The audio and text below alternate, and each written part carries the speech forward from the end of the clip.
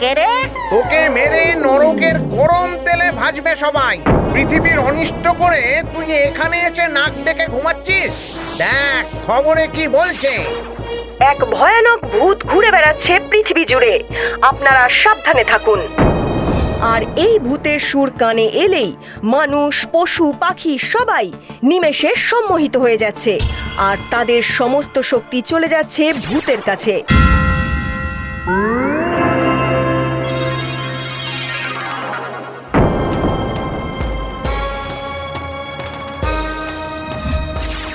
আরে বিখ্যাত হতে চেয়েছিলাম, কিন্তু মোস্ট ওয়ান্টেড হতে চাইনি গো।